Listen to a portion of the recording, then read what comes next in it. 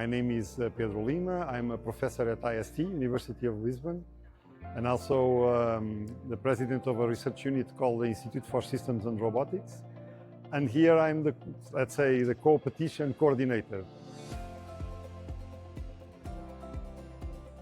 So euROBIN wants, let's say, as a main objective to show that we can introduce methods to ensure transferability between tasks and between robot platforms. So if I use a module to localize my robot in an outdoor scenario, I should be able to use it with an indoor robot with a similar method with due adaptations, for instance. And so there's several work packages to ensure this, but the competitions are used in a way that the teams strive to do this. So they actually get a lot of points if they use modules from other teams successfully, or if the other teams use the modules that they have produced somehow. So this way, we encourage also the cooperation. That's why we call it a coopetition, because it's a cooperative competition. And we expect to extract lessons from this to see why were some modules successful. Means that probably they have a good solution for transferability. That's the idea. Each competition, each league, as we call, we have 3 leagues here, right? Okay. Has their own metrics. But generally speaking, they have to perform tasks that have milestones. So whenever the robots reach a milestone, they get points, right? Okay. So this is to, let's say, evaluate the success of the teams. Now, to evaluate the success of this as an impact to the project, we have to do it in the end by studying this success of transferability of the modules. Okay. And we expect to do this as a study that we will even try to publish. And then next time, we should have another competition or co-petition 2 years from now to already use this to improve the level of transferability, reusability, which is the scientific goal.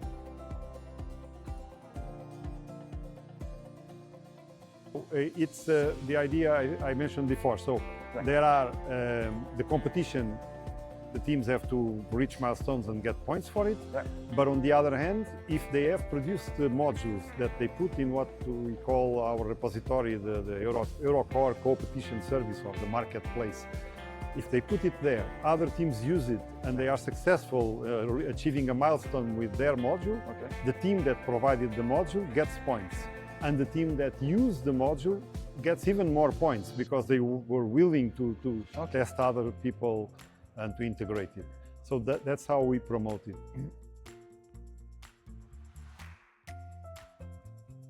So there are actually 3 major challenges. We call them leagues. They correspond to 3 work packages of the project. Yeah. So one of them is more industrial-oriented robots. There's a task board which is the same for everyone, where the manipulators have to perform several things: plug insertion, wrapping of cables, and so on. Okay.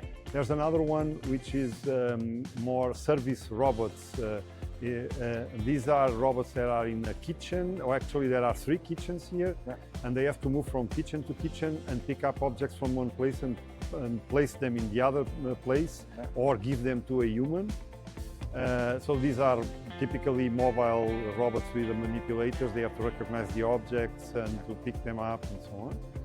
And last but not the least, there's one which is outdoor robots, which is very heterogeneous. They can be ground robots, aerial robots, and the idea is that these robots are capable of operating indoors, outdoors, and facing lots of challenges like stairs and irregular terrain, large spaces, and so on.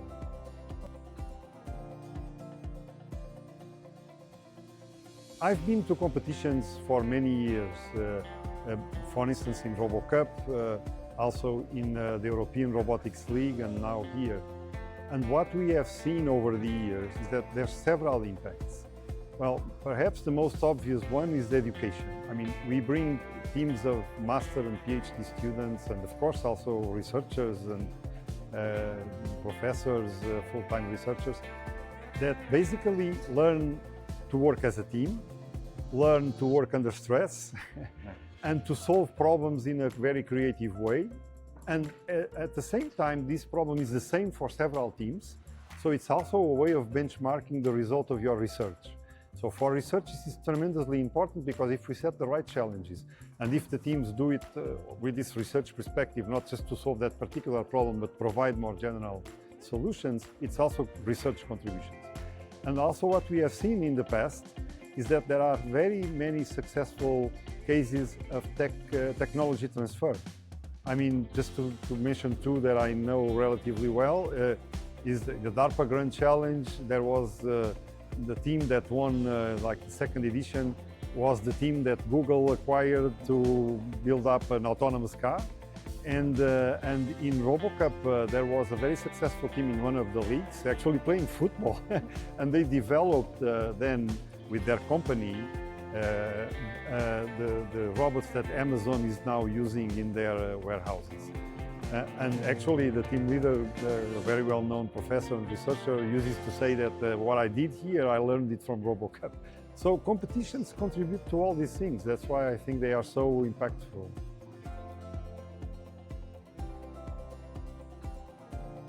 We write the rules in a way that things are really impactful, including for that they can go to the real world. Right. Of course, our scenarios are only realistic. They are not necessarily a real world, right? But they are quite realistic. I mean, if you go to the kitchen of WP2, you have kitchen furniture, you have kitchen objects, you have people, real people. Maybe they act a bit like roboticists, but still they are real humans. So I think that's a step in that direction. And also I think there's something else. When you do research, and I mean, I've done a lot of it and I value a lot of it, but usually you do it in the labs under controlled conditions, and very often, more or less unfortunately, but that's kind of the typical thing, the robot works once in 5 times and you take that video and then you show it and it's very nice. Here, you really have to make it work with everything integrated. It's not just your stuff. And so it's much more realistic because in a real operation, you need to have it working flawlessly, robustly. And I think that's another virtue of competitions also. I think, well, maybe not so important, but maybe the first obvious one is if you win a competition or you do quite well, you get some fame. And then people look at you as capable of doing things and can invite you to do other stuff. That's good. You can publish papers. Some people had doubts about this, but you can because you develop a lot of things, and even the integration has some science and it's becoming more and more recognized. There's even an IEEE journal starting on the practical results in robotics, so it's very important. And I mean, I speak for myself, but there are several people that has done this kind of thing. If you look at it the right way, the people, the students you engage into that, they can do case studies in their thesis, masters and PhD. And so they actually can do the thesis around the topics of the competition and of the team where they participate.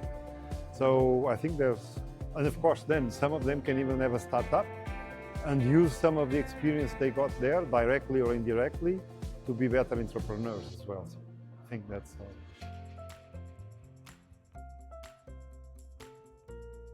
So one of the things that the project euROBIN was careful about was to design these competitions, the 3 challenges, the 3 leagues that I mentioned before, which are 3 work packages, around topics that currently the EU is valuing. So industrial robots, service robots that cooperate with humans, and aerial robots that can use, for instance, aerial and ground outdoors that can be used, for instance, for disaster scenarios, search and rescue, this kind of stuff. So in that sense, besides everything else I said, the innovation is targeting topics that the European Union considers relevant and more important now. So we could have picked others, but we picked these ones.